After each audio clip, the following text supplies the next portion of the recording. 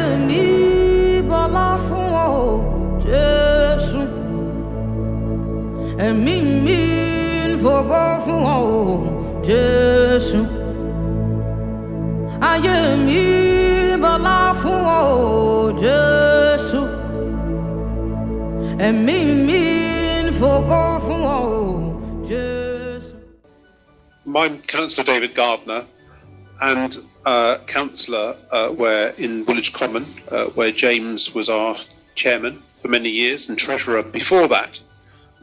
But I first met James when I was chair of the whole constituency party of Greenwich and Woolwich in 2010, I think it was. And James was very new to being involved in the party then. And we really got on very well. He was someone that you were naturally sort of drawn to. And he was very keen to make a difference. He was very keen to make a difference for the Labour Party. But I think more than anything, he was keen to make a difference for his local community, for the people that he lived with.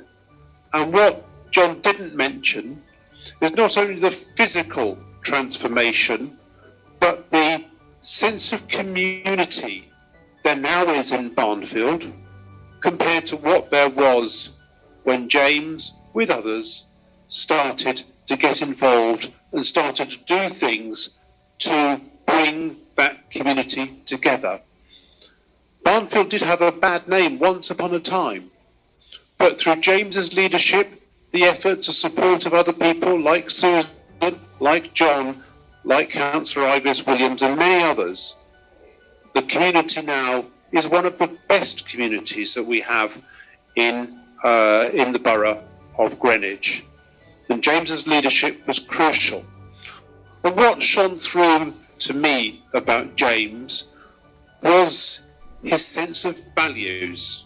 He had those great endearing values, and his value of community, which you can see here in the way he built the church, which you can see in Barnfield in the way he led the Renaissance of Barnfield.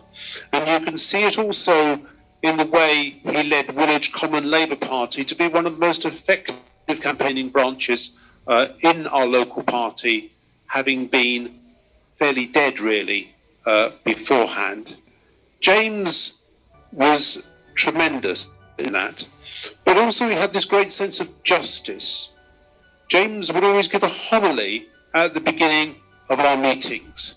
It was sort of a state of the world, a state of the party, a state of the country sort of homily really, but it was always around the need for justice, the need for housing that people could afford, the need for respect in dealing with our societal issues like crime and so forth, and the need for us to come together.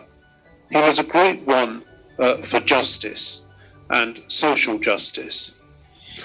And then he also was a great one for respect. James respected people of all religions and no religions, although he himself obviously was a very committed Christian, which underpinned his values. But he respected everyone of all ages and all backgrounds.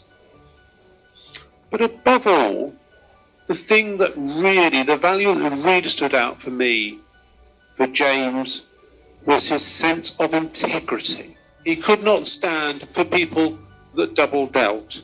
He was really someone of huge integrity and honesty. And he stood by his principles, and he never put his own self-advancement before those principles. So, and he really showed that time and time again. Psalm 149 is a hymn of praise, and I love Psalm 150. It's very, very melodious.